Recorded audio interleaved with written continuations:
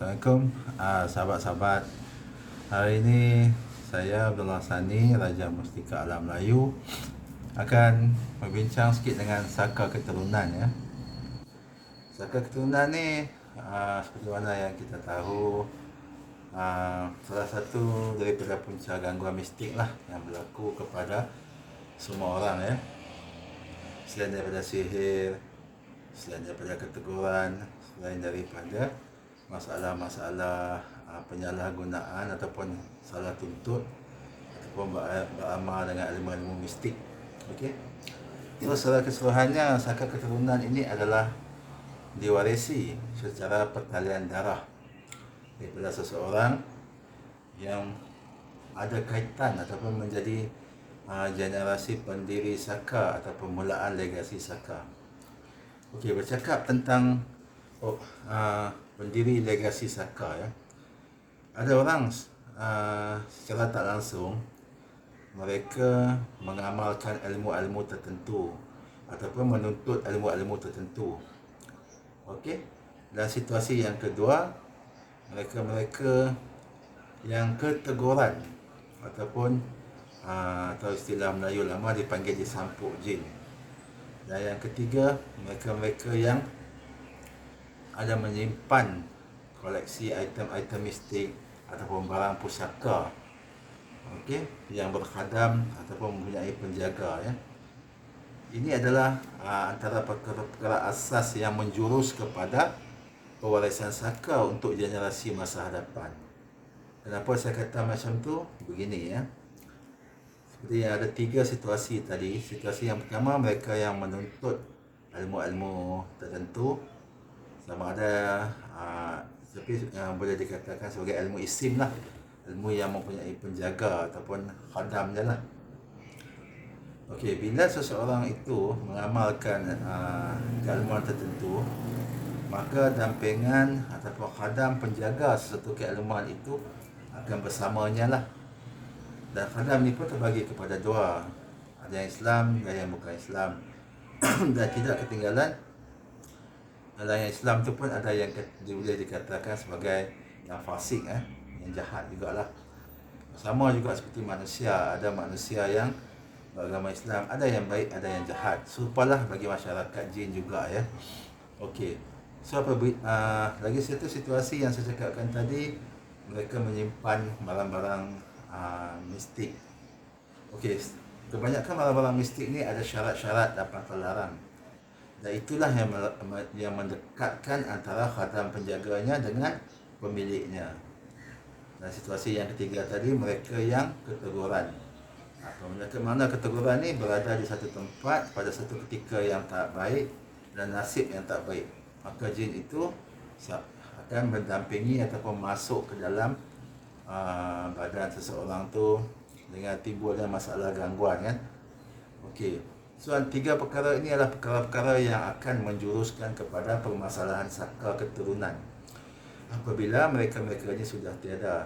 Dan saya tak nafikan dalam situasi begini, dalam mereka mengamalkan ilmu-ilmu yang mistik yang tertentu yang tadi, ataupun mereka-mereka yang menyimpan koleksi-koleksi item-item pusaka seperti keris, batu cincin kan. Kemudian mereka-mereka yang keteguran, kadang-kadang mereka tidak ada membuat sebarang perjanjian pun, tetapi inilah perkara-perkara yang kita jarang fikirkan yang akan menjadi satu pewarisan kepada anak cucu kita, sama ada kita sedar atau tak sedar Okey, kita ambil contoh yang tadi yang pewaris yang mengamalkan keilmuan tertentu.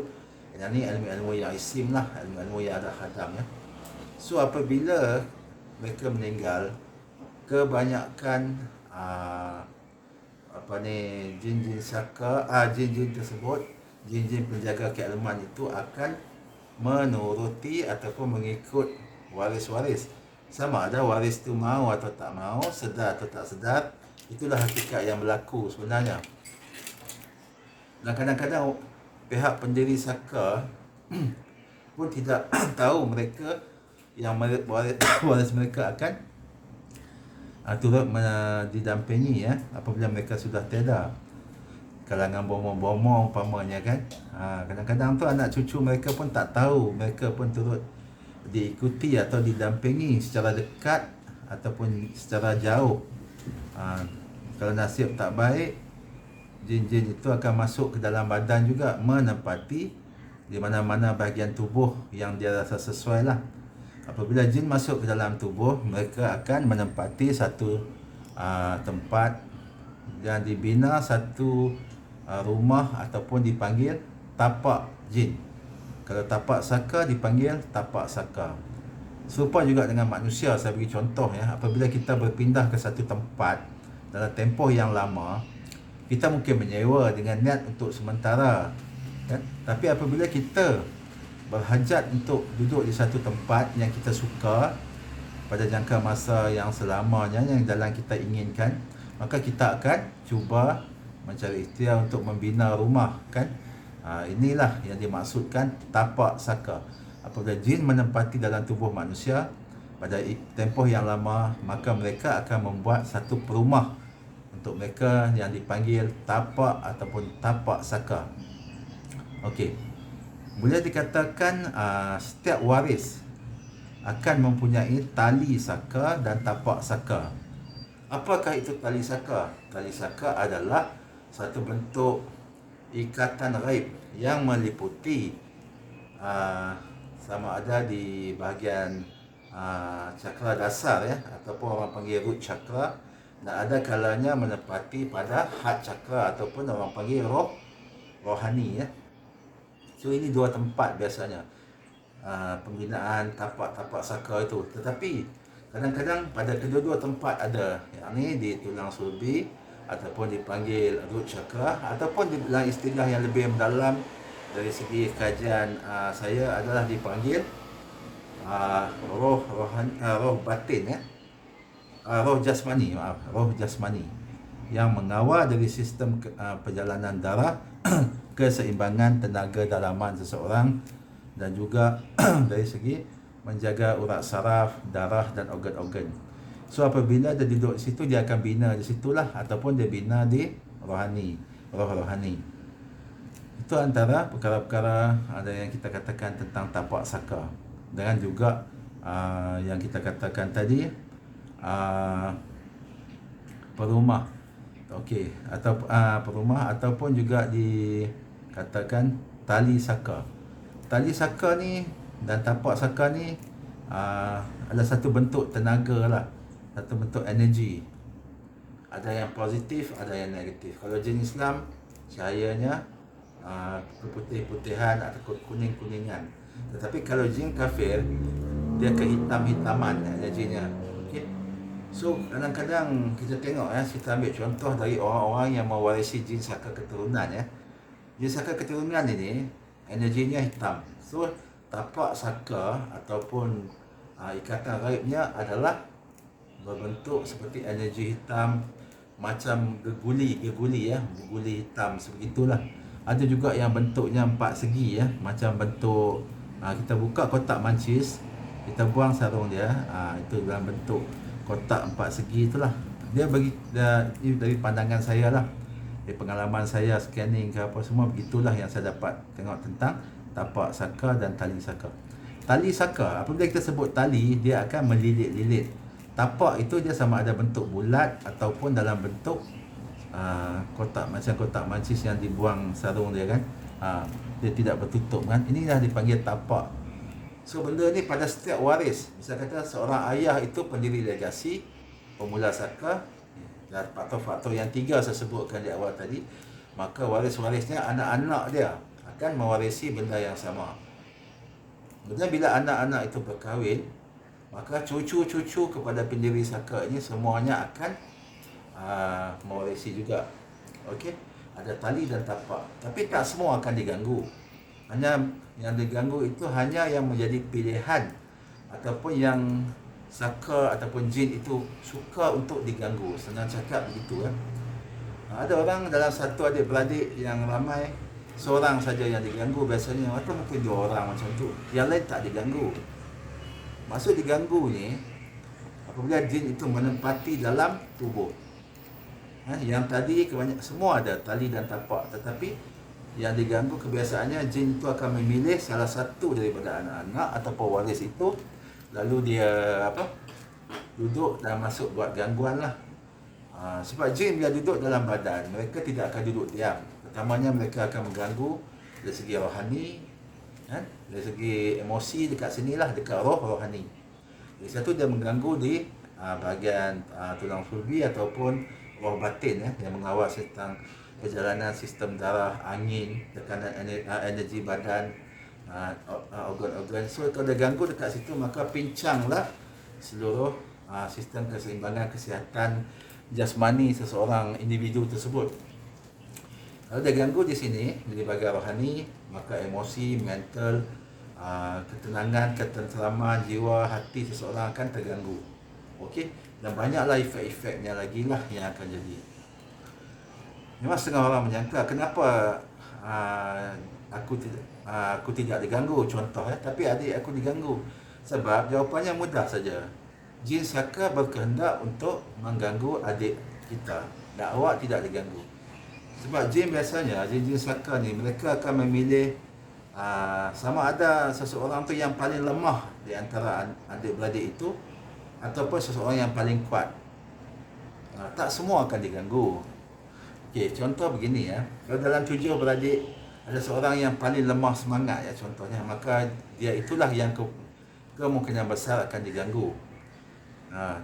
Tapi kadang-kadang jin Saka ni dia akan pilih di antara 7 beradik itu siapa yang paling kuat, paling mantap jiwanya.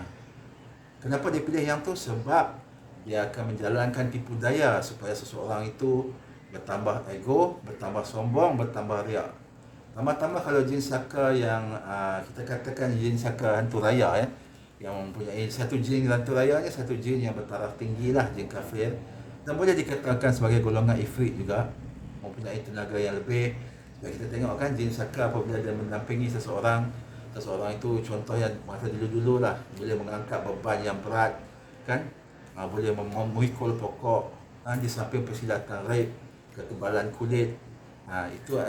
Itulah antara dia punya kelebihan dan keburukan jin Saka hantu raya Jadi dia akan pilih seseorang waris yang paling kuat, dia dampingi, dia hasuti dengan hasutannya di rohani, dan dia bantu orang-orang tersebut, pewaris-pewaris tersebut yang dia pilih itu dari segi kebolehan untuk bersilat, ketahanan kulit, dan secara tak langsung seseorang waris itu akan menjadi riak, sombong, takabur. Itu adalah sifat-sifat negatif hasil daripada asbab hasutan jin tersebut. Dan juga dia akan bila kita ada sifat riak, takabur secara tak langsung, apa yang orang panggil nafsu kita pun seiring dengan itulah, dia panggil nafsu salbiah ataupun kekerasan yang letaknya di latifah sir pada seseorang tu. Itu kalau aspek dia ganggu ataupun dia pengaruhi ataupun hasutannya pada waris yang kuat. Pada waris yang lemah, biasanya yang lemah semangat, dia akan ganggu antara dua perkara. Sama ada daripada asbab kesihatan sama ada dia duduk di root chakra ataupun pada roh batin Di situ dia akan ganggu dari segi apa yang orang panggil faktor kesihatan lah. Sebab dia blocking dekat pusat tenaga badan. Sebab dekat tulang sulbi ni pusat tenaga badan kita. Maka angin, tekanan tekanan angin, tekanan perjalanan darah dan juga energi. So apabila sistem root chakra ataupun chakra dasar ataupun roh batin ini bincang, maka orang tu akan dapat pelbagai-bagai penyakit. Okey. Contohnya kalau lelaki mungkin sakit-sakit pinggang, sakit belakang, lemahnya tenaga batin atau kelelakian seseorang, di samping masalah sakit sendi-sendi, sakit otot, segitulah. Kalau orang perempuan, kalau dia ganggu dekat situ, biasanya kalau jin hantu raya kebiasaannya akan mengalami masalah penyakit-penyakit kewanitaan seperti kitaran haid yang tak teratur, ataupun datang bulan yang tak teratur, masalah sakit belakang, sakit pinggang, keputihan, pendarahan pada faraj, dan juga setengah tu kalau lagi teruk akan jadi penyakit-penyakit seperti fibroid, cyst dan sakit-sakit puan, kanser dan sebagainya lah. So itu dan macam-macam lagi lah. Bukan saja jin saka hantu raya mampu untuk asbab sedemikian. Jin-jin warisan macam jin nenek tua ataupun jin nenek kebayan, di mana pendiri-pendiri saka mereka adalah di kalangan tok bidan ataupun tukang-tukang urut, kan? Itu adalah yang berdamping dengan jin saka keturunan daripada jin kafir. Musibah-musibah ni akan terjadi pada waris-waris lah. Tak kisahlah lelaki wanita, cuma dalam bentuk penyakit atau gangguan yang berbeza-beza lah. Jin saka ni satu yang complicated. Complicated urusan jin saka. Sebab contohlah dalam kita katakan dalam 7 adik-beradik tu, dia tidak terikat nak pilih sama ada yang sulung yang nombor 2 ke, yang nombor 3 ke, yang nombor 4 ke, yang nombor 5 ke, yang nombor 6 ke, yang nombor 7. Contoh kalau orang dulu kata dia akan pilih anak sulung, 7 keturunan lah, kita biasa dengar. Tapi kalau hasil pengkajian saya, kadang-kadang anak sulung tidak pun diganggu.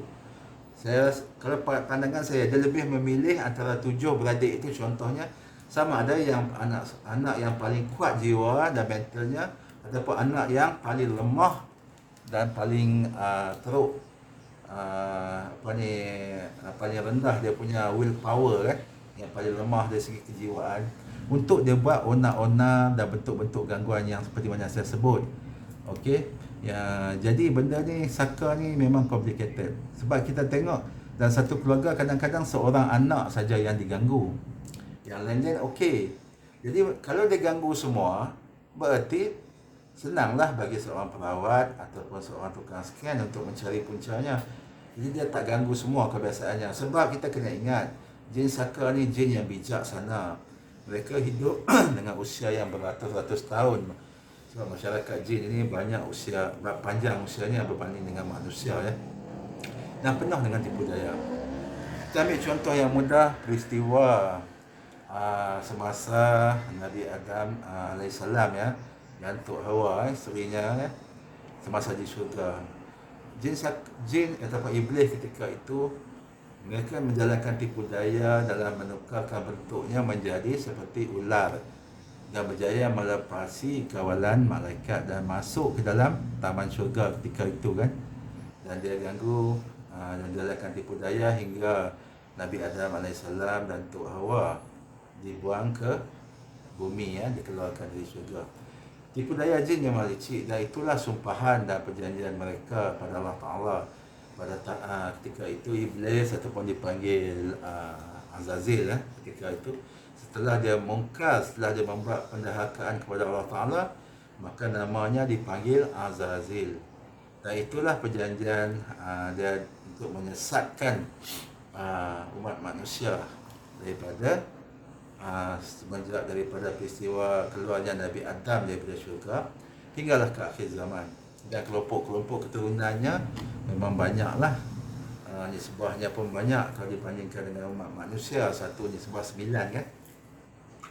Jadi saka ni satu permasalahan mistik yang complicated. Sebab tu orang dulu-dulu kalau dia orang nak buang saka atau nak putuskan talian saka untuk selamanya, mereka akan kumpulkan generasi yang paling tua sehinggalah generasi yang paling muda. Maknanya dalam bentuk piramid, kan. Generasi paling tua sedikit, banyak sehingga adalah anak cucu yang paling muda. Dan seorang perawat akan putuskan tali saka dan juga tapak saka dan pulihkan semula zahir dan batin keseluruhan keluarga besar tersebut supaya kesinambungan pertalian saka dan tapak saka dan gangguan jin saka itu terputus setakat itu. Sebab tu kalau kita rawat masalah saka, kalau kita rawat pada yang sakit, katakan ada 7 adik-beradik yang diganggu, katakanlah anak yang kedua. Mana kita rawat anak yang kedua, putuskan tali saka, tapak saka, ada gangguan, nak pulihkan semula zahir dan batin. Tetapi 6 lagi anak kita tak buat, kita tak rawat. Maka risiko untuk gangguan berlaku semula kepada anak kedua tadi tetap ada dan besar risikonya. Kenapa? Sebab anak yang pertama, adik-beradik dia, anak yang ketiga, anak yang keempat, anak yang kelima, anak yang keenam, dan anak yang ketujuh tidak diganggu ya. Tidak dirawat. Maka tali dan tapak saka inilah ataupun jin-jin saka yang mendampingi mereka secara dekat ataupun secara jarak jauh ataupun melihat dari jauh akan bertindak balas untuk mengganggu anak yang kedua tersebut, kerana sifat jin adalah sama saja macam manusia, suka membalas dendam. Jadi itu risiko yang akan dihadapi kalau kita tak putuskan tali saka pada satu keluarga itu keseluruhannya. Pada pesakit-pesakit saya, kebiasaannya saya akan beritahu risikonya lah. Kalau kita hanya buang saka ataupun putuskan tali saka ataupun rawat anak yang sakit itu saja tanpa kita rawat dan putuskan tali saka dan musnahkan tapak saka, yakni pertaliannya pada anak-anak yang lain, risiko tetap akan terjadi. Maka kesedaran ini kena fahamlah. Sebab jika berlakunya ulangan kes, perawat akan dipersalahkan kebiasaannya. Tapi pemahaman tentang konsep saka, yakni pertalian darah itu hendaklah difahami sepenuhnya. Sebab itu pada pesakit saya, kalau masalah saka keturunan pada salah seorang anak, maka kebiasaannya saya akan nasihatkan rawat sama ada si bapa atau si ibu yang mempunyai masalah saka itu dan ke semua anak beranak ataupun anak-anak mereka yang lain, bukan setakat pada anak yang sakit saja. Sebab jika kita tak buat demikian, ulangan kes ataupun risiko repetition ataupun ulangan kes akan berlaku. Itulah hakikat saka ya.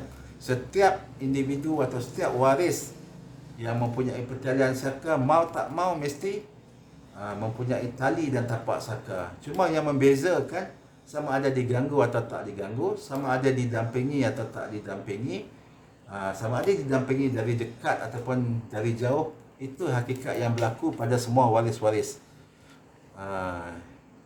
Saka itulah dia punya pemahaman yang setiap seorang pesakit yang mempunyai gangguan saka kena fahamlah. Bukan saja pesakit, waris-waris ataupun ibu bapa pun kena faham konsep pewarisan saka ni ya, supaya mereka faham bila mereka merawat. Kadang-kadang setengah ibu bapa dia orang sanggup rawat diri mereka, putuskan tali saka dan tapak saka, tetapi ada juga golongan ibu bapa ataupun pewaris tu, sama ada si bapa ataupun si ibu, mereka tidak dapat menerima fakta bahawa mereka menjadi susu galur pada pewarisan itu dan mau anak saja dirawat. Tapi itulah masalahnya. Kalau saya akan berterus terang, saya nasihatkan. Contohnya jika saka itu melalui pertalian si bapa haruslah dirawat, mandi limau dan mandi garam lepas saya tembak dari jarak jauh lah.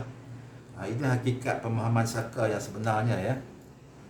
So mau tak mau kita kena rawat pada diri kita juga, bukan sekadar pada anak kita yang sakit itu saja, malah anak-anak yang lain pun mesti dirawat, diputuskan tali saka kan, dileburkan tapak saka kan, supaya kesinambungan saka itu terhenti bagi keluarga tersebut. Lebih baik lagi daripada rumpun keluarga yang besar, saudara mara, adik-beradik kandung si bapa tadi contohnya dan anak-anak mereka, supaya risiko ulangan kes itu tidak berlaku lagi ya. Kadang-kadang kita putuskan keluarga kita, okey, si bapa dan anak-anak ke semua, tetapi kaum keluarga si bapa ni tidak diputuskan. Adik-beradik si bapa ni, adik-beradik, kakak dia ke, abang dia ke, adik dia ke. So bila mereka bertemu ataupun datang ke rumah kita, maka risiko ulangan itu akan berlaku, sebab mereka datang ke rumah kita bersama pembawaan yang ada pada mereka, sama ada mereka sedar atau tak sedar. Kadang-kadang jin saka keturunan yang mengikuti adik-beradik si bapa tadi akan datang, maka risiko untuk berlaku gangguan kepada anak yang sakit tadi akan berlaku. Contohnya pada pertemuan gathering pada hari raya, contohnya masa hari raya yang lepas ya, memang saya tengok peningkatan kes saka memang berlaku dengan tinggi lah. Sebab bila datang tu pembawaan itu akan ikut. Sebab tu macam saya cakap tadi lah, saka ni kita kena, kalau boleh sebaiknya macam orang dulu, mereka akan kumpulkan daripada generasi pendiri yang paling tua yang masih hidup hinggalah ke anak cucu baby yang kecil sekalipun. Memang kita kena buat macam tu. Ini pengalaman saya. Tapi lain perawat saya tak, pemahaman mereka itu saya hormatilah. Setiap orang perawat ada pemahaman dan ada ilmu masing-masing, tapi bagi saya itulah yang sebaik-baiknya. So setakat ini saja dahulu dari saya, Abdullah Sani, Raja Mustika Alam Melayu, tentang kefahaman tentang apa yang dikatakan pertalian saka dan nasabnya pada waris-waris dan efeknya, ya, secara lebih ringkas. Okey, jika ada kesilapan, jika ada yang tersentuh hati, saya minta maaf lah. Saya hanya kongsikan pengalaman saya berdasarkan apa yang saya lalui sebagai perawat, pesakit, gangguan jin, sakit mistik, ya, rawatan mistik, ya. Tidak ada niat untuk menidakkan pendapat ataupun perawat-perawat yang lain. Setiap orang ada kefahaman dan ada falsafah tentang keilmuan mereka ataupun konsep perawatan mereka. Sebab macam saya rawat jarak jauh sajalah. Okey, dari itu saja. Wabillahi taufiq wal hidayah. Wassalamualaikum warahmatullahi wabarakatuh. Assalamualaikum.